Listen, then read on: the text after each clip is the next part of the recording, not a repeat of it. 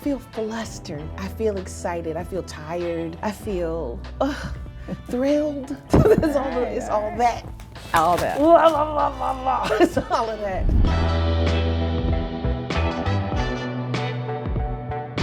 I'm just so thrilled and jazzed, and I can't even think of enough adjectives to describe how I feel sitting here next to this 3-time Grammy Award winner who's back with a new album, Miss Jill Scott. Hello. Hi, Gail Mitchell. Hey, It's welcome good to back. see Oh you. my God. It's I been can't a even long remember the time. last time. It's been a very long time. Right. And I was just thinking as I was figuring out some questions to ask you, this is a full circle moment for the both of us because you were my first front page Billboard story with your debut album, Who's Jill Scott? Words and Sounds, Volume 1. Your debut album at the same time. So I was there for that, and now I'm back here for this, which I don't know if you mind me saying this, but kind of like a rebirth. It's just, oh my God, just the reception that you've gotten in the anticipation. This is your 6th studio album. Yes. To Whom This May Concern. And it reminds me of the anticipation for your first one, Who is Jill Scott. So when you first announced on social media this was coming, everybody just kind of, oh my God. So was that the reaction you expected? I mean, it's just tremendous. Were you nervous? Just what did you think when you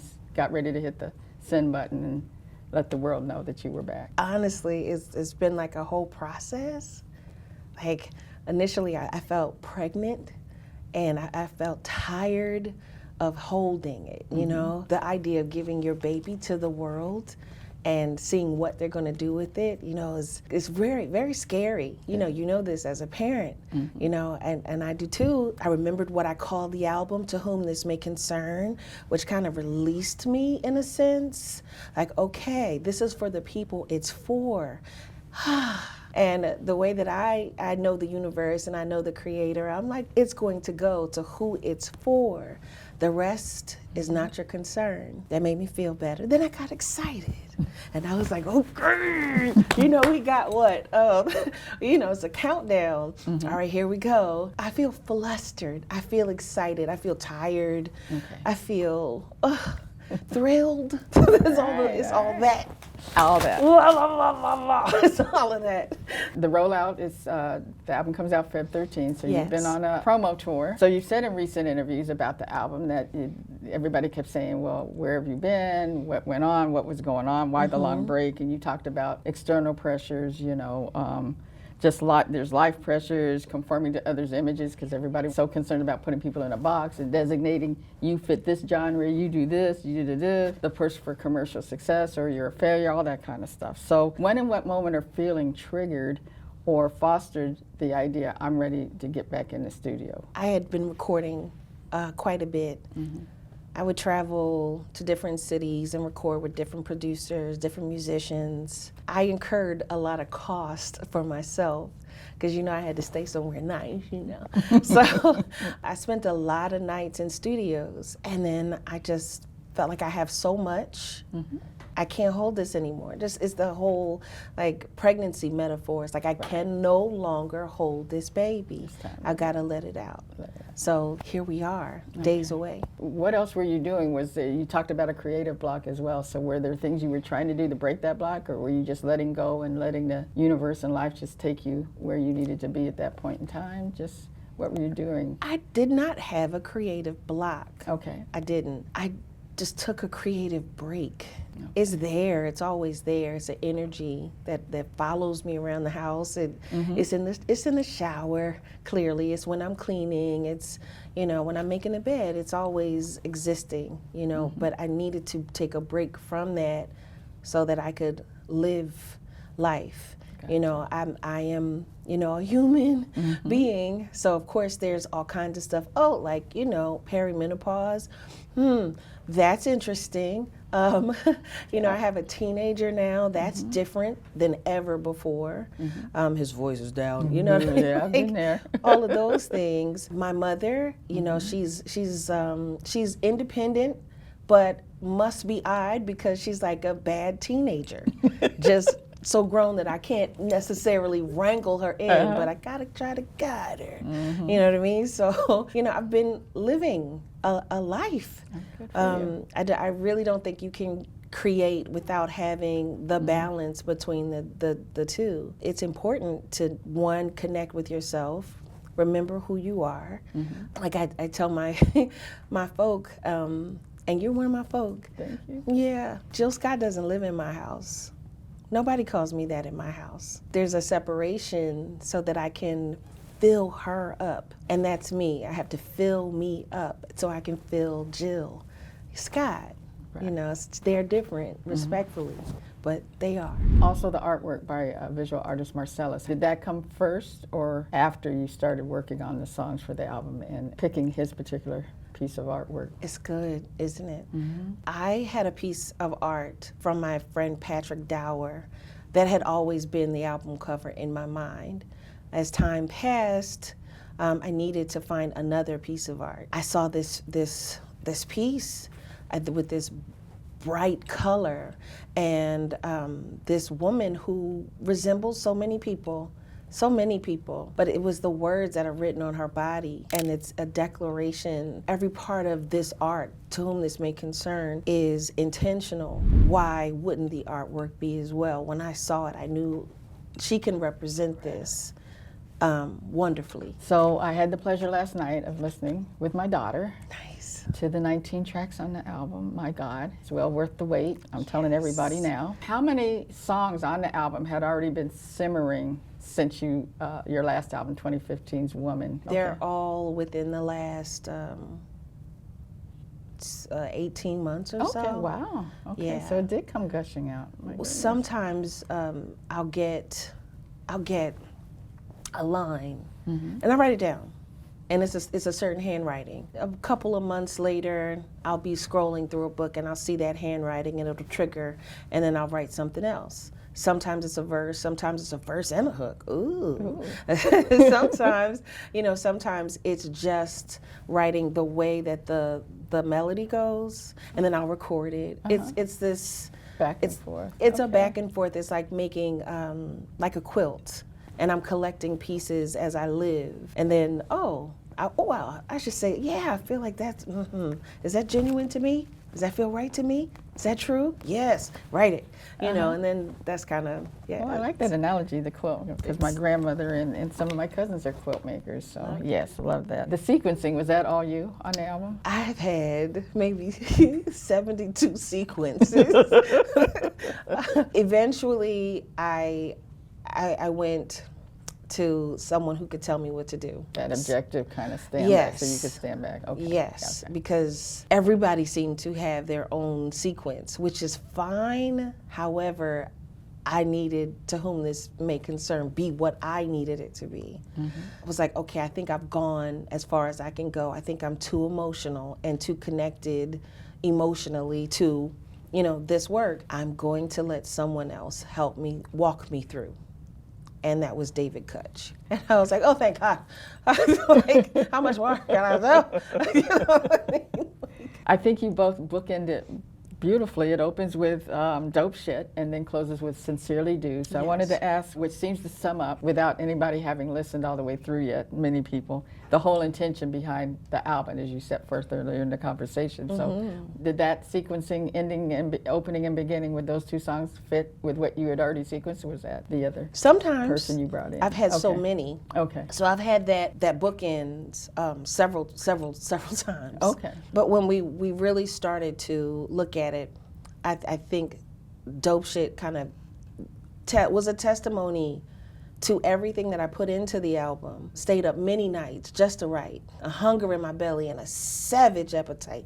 I check this checklist every day of my life. I make love, I be good. I make love, I make love, I make love.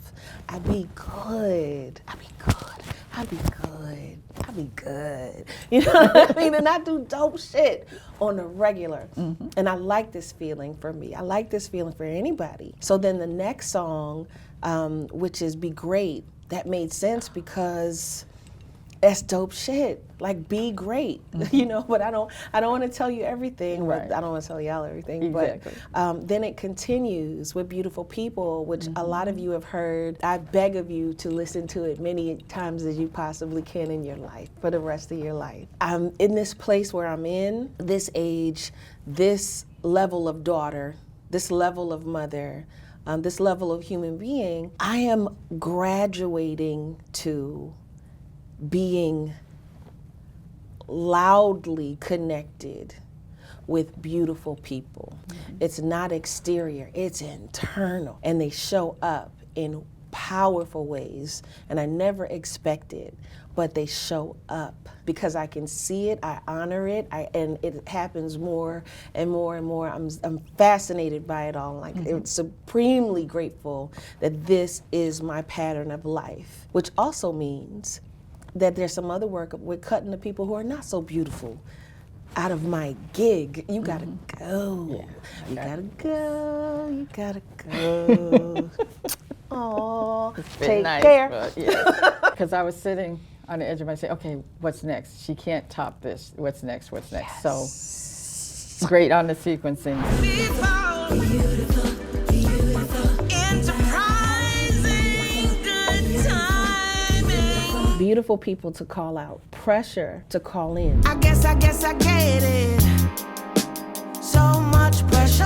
Come inside, y'all. We gotta look at this thing Yes. here, and don't play. Change the position of, give me Afro beats. Because don't play. Loving is so important, particularly right now with the kind of turmoil that we're dealing with, the levels of fear. Oh, we gotta connect. And you can't do that. This is obviously just my opinion, but I'm the artist in question, so I know. I know. In every fighter has to fortify before they go out and fight. Every warrior trains.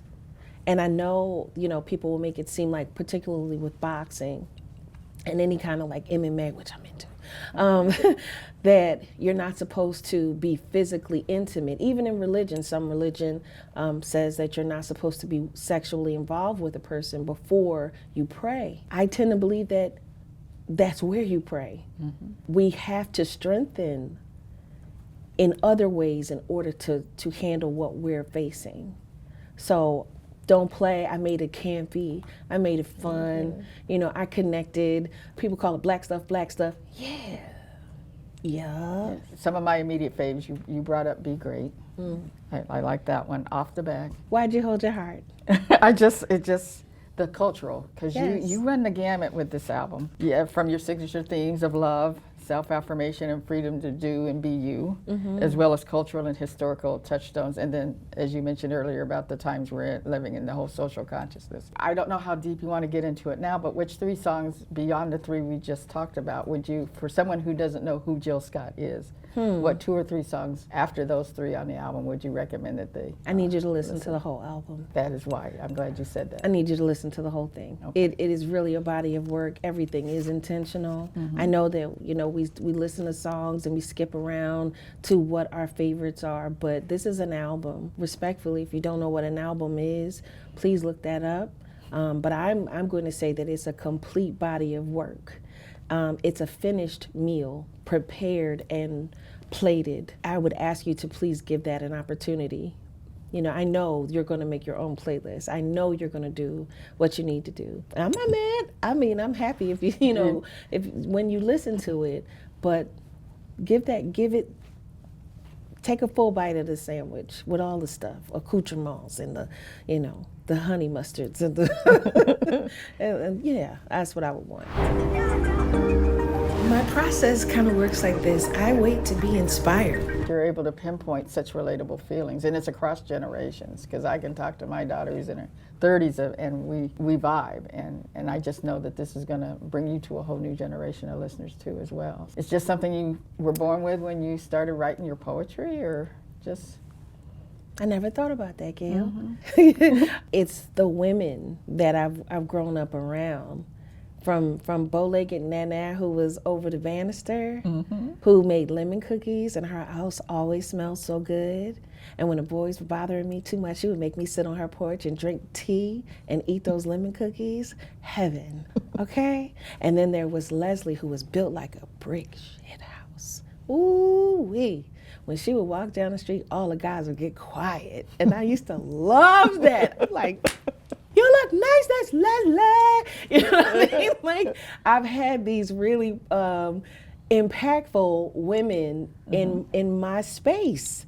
And some are young and some are really old. And I've enjoyed, being in that community. I'm honestly very much a voyeur. It's my thing. Okay. Yeah, I really, really like that. Like, people are art. So there's all these wonderful little, figgity-doos and gidgety-gots. Right. It's so delicious if you're able to do that. And that 10 years, that space, I was able to do that as well. Reconnect with relationships that I've missed and didn't know, and released some relationships that needed to, scram. Ode to Nikki, and I believe that's to Nikki Giovanni. Absolutely. Okay. Did you ever get the chance to see her, talk to her? Nope. But was she one of your influences with your work? She was my first. Okay. Miss Fran Danish, my 8th grade English teacher, gave us an assignment, and she put all these names on a list, and we were supposed to pick someone and write an essay about them. I don't know. I didn't feel like it. Miss Danish was one of those teachers who would paint my nails during recess and tell me her life. She also drove a Jaguar and wore a mink coat to school. I thought she was everything. But she gave me this list, and I didn't know, I just picked one. And I landed on Nikki Giovanni, and I thought it was an Italian guy. It had an I, and Right. all the Nikkis I ever saw was with a Y, and I was like, okay. And then I opened this book. That was it. There was me on paper, and my grandma, and my cousin, and my uncle, and my dad, and my community, and my sadness, my fears. I never saw myself on paper before. And that's when I started to write. Yeah, so ode to Nikki. We just lost her last year. And I tried to get in her class. She was teaching at Temple University, but I couldn't get in there. Like, it was booked. It was done within an hour or so. Like, people were clamoring to get. I wanted to sit in, I wanted to stand in the back, none of those things. Right. So I didn't get a chance to actually meet her. I did see her walking down the street one day in Philly. She had an aura. Yeah. Yeah. So I went to a book fair and had her sign a book of her poetry. She did. Yeah. And she just, this little diminutive person, and she just, yeah. So you have a very nice eclectic mix of guests on the album. So how did you come on that particular group? Maha, the poet, and I met at a terrible poetry reading many years ago. I was working on something else, called her, invited her, like, come hang with me, and maybe we could write something together. And we did for another project. But she wrote this poem, and I heard it, and I was like, oh my God, you're speaking my whole life. That's it. that's how I start. Too Short, I cannot remember where we met each other, but I'm a big fan. I have an appreciation, a respect for the hoe and pimp culture. I don't understand, and I'm absolutely fascinated by it. Too Short has always been the rapper who best expressed that kind of energy. I wanted someone who could explain Biggest Pimp of the Year, what being a pimp is. I don't know. I really don't know any pimps, but he does. Yeah. And he's, had these experiences. So I asked him, it only made sense. Tierra Whack, because she's a dope MC. Her metaphors are hilarious. The cadence in which she rhymes is fire. And she's from Philly too. Right. Shout out to Beyonce. Tony, Janet, Tierra Whack, Jilly from Philly, I love you, boo. She mentioned both of us on her song, which was highlight, oh my life. Okay, it was awesome. And then J.I.D. So I heard this song, J.I.D. was in it. And I said, my God, that man can rap. That's a rap. That's a MC. Woo! Painting pictures. It seems like he's got little knives. Oh, it's a ninja. You know what I mean? It's the way he can create a story. And I needed a story told. So my son tells me, Mom, you should call J.I.D. And I was like, I don't have, his number, Jet. I don't know everybody, honey. In the world. And he was like, Mom, just DM him. I was like, oh. Okay. Oh, okay. So I did. Minutes later, he hit me right back, which is wild. Wow. within less than 24 hours, maybe 6 hours, he sent me the verse that's on the album. Jeez. with all the extra nuances that he did. I was like, yes, That's you cool. understand. I think it's a masterpiece. I also had DW, who is an amazing bassist. He is expressing. I needed him to express what is going on with you. Now, whomever listens to it, whoever this may concern, whoever listens to it, I think you're going to come up with your own thoughts and feelings, obviously. But he laid it so gracefully, so gently, so intently, like, and passionately, his verse, if you will, because he's speaking as well. Right. You know, so the album is surrounded by writers. That matters to me. And the same with producers, because you got a who's who here.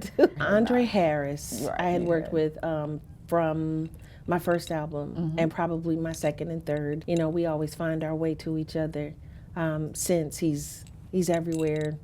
He's doing great, so proud. Carvin Hagens, who isn't mentioned as a producer, but he introduced me to people. He suggested, and that was like super beneficial. Adam Blackstone, he was my MD. I think he must have been 16 years old. No, that's a lie. No, that's too young. He must have been 19 or 20 when he first started working with me, and became my MD immediately, which was wild, you know, for my show to have a 19-year-old, 20-year-old MD. Right. He is that talented, and always been that talented. How all the production happened, I literally just got up and went. And you said you were traveling around to different places. Yeah. Okay. Yeah, What are some of the places? L.A., Nashville, home. LA a few times, definitely in Nashville. People came to me sometimes. New York, absolutely. I just kept bobbing all over the place, and people would come to me as well. I probably should have been documenting it all. Sometimes that can obstruct what you're trying to do. You just were going with the flow, and yes. All right. I'm led. Okay. I'm a led person. I just wait to be led. I'll sit still until it's time to move, and then I'll know it because it's no question. Gotta go. Oh, go to work, going to New York. All right, to see you in a little while. Like, it's just the energy. And then when it was finally done, it was finally cooked. I looked up and I had this bevy of producers and friends, and V.T. Tolan, who is someone I will treasure always. I met him at a party. He says, I'm an engineer for Too Short. Okay. Too Short's already on the album. So I called Short, you know, like, yo, you know the dude? He was like, yep. But I had already given him my number. It was something about him. Okay. You know, just, he's a beautiful people. And he wasn't arrogant. It didn't come off as arrogant. It wasn't like a flex. He was like, I engineer for Too Short. Right. Can I send you some music? And I was like, yes, you can. You know, just that's the energy. Back in the day, I don't think TikTok and Instagram were such a thing, and you announced the album on Instagram and stuff. But I just want to get your take, being a public figure now and navigating the pressures that can come with social media, just what's your outlook as an artist and whatever. I don't know sometimes how some artists deal with that. Go with the flow. I know it's hard. Because you want to say something, and then I'm sure, and you don't, because somebody could misconstrue whatever, There's no particular way to navigate social media except, for me, this is how I will offer, and that's it. You come as you come, you enjoy as you enjoy, but I think I'm pretty much done with expressing too many thoughts. And then I'll, you know, if I say it, then, you know, then I have to deal with that. Right. I don't know yet. Like, I feel like I need to be careful with my little heart. I think that there are a lot of upset people for a multitude of solid reasons. I think it's fair.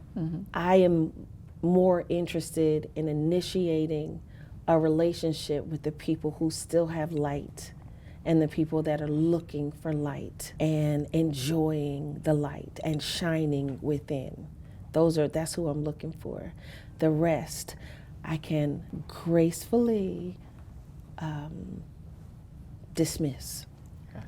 That fair? Yeah, that's I think fair. so too. I think so. You've already talked about the climate. I call it a twilight zone climate because you can't make some of the stuff up that's going on really in this life right now. And I've told you I feel this is a generational album.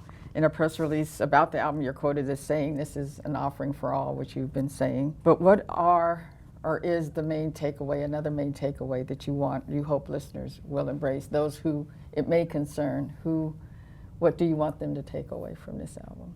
Again, it's like when you make a meal and somebody goes, basil? You know, it's like, and somebody else says, oh man, ooh, you know what I mean? Like, it's that for everyone else. And I'm happy for all of the sincere reactions. If it was one thing, I would love for people to sincerely have personal revolutions. Revolutions take heart. They take intention. They take warriors around you. They take integrity. Damn it. Damn it. But they do. And I want people that are willing to fight for their personal revolution. I think it's really important. And then I'm gonna catch you. I'll be here. I'll be right here. For me, I think it's also connection, because you just in this AI world and digital this and digital that and whatever. I just think people really this album is such sustenance. I think it will You're be saying for the many. words I Yes. want to hear, Yes. Gail. You're talking about food. you said sustenance. And something real, something real. So looking back at your creative life, at your creative and life journey, what would today's Jill Scott say to 2000 newcomer Jilly from Philly? Trust the process. Okay. Trust. You don't know anything. You know nothing. Just trust that you'll be shown. And then go. I would say the same. I would say that to me. Okay. Like, don't worry, Pookie. It's Just gonna trust be. the process. I love you. Okay. I'll see you. And what's something new you learned about yourself in recording this album? That I am quite a boss. Okay, you didn't know that before? You had doubts? I used to manage French Connection back in the day. Right. And,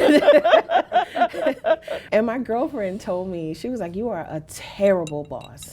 You're terrible. And I don't want to be that.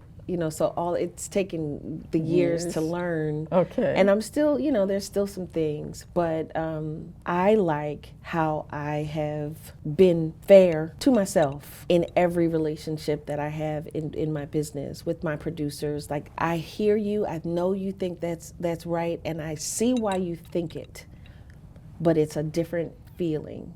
I need you to conjure a different angle. And when we find it, everybody says, yes! And then I'm like, I knew it. I have that, and I'm a little more brave about being a boss and being okay with that. Because, sometimes even a successful job title can make you a little id driven. I don't want that. I don't think I'm gonna be able to keep like good, solid people around me if I'm an asshole. Right. So, I try to find as many ways as possible to explain what I'm looking for, and if they can't find it after a while, respectfully, I move on. Okay. I'm good with it. I got to tell you, I'm a Law and Order freak. Law and Order SVU. And that episode you did, every time it comes on, I DVR it, and I just want to punch you in the face every time because you're such a meanie in it. But I loved it. Yes. By the way. Yes, exactly. It was No, a you lot did a hell of fun. a job. I loved it. Any hints about why did I get married again? It's coming. It's coming. Okay. Production has started. That's what I read. I don't know. You can't say, or I know that it's coming. you know it's coming. Yeah, I Okay. wouldn't say anything Okay. until I got permission. So anything I haven't asked you that you want fans and new fans out there to know about? I'll be going on tour. So right Exactly. now I'm sharing the album and letting you all marinate with it. It's good. I promise you, it's different every time you listen to it. Every time you're gonna think something else, which I'm very excited for. and then I will tour with it. That's what I was thinking about too, listening to the album. It's going to take more listens because there's just so much there, and I just know each time, which is, as you said earlier, albums are a good way to tell stories, a complete story, and I just know there's different nuances and things I'm going to hear each time and go, oh, I didn't catch that before. Jill is sly and shrewd. She's got me. But thank you so much for sitting down with Billboard in conversation, and welcome back. Thank you. Okay. I Good to love the have you. hair, Gail. Thank you.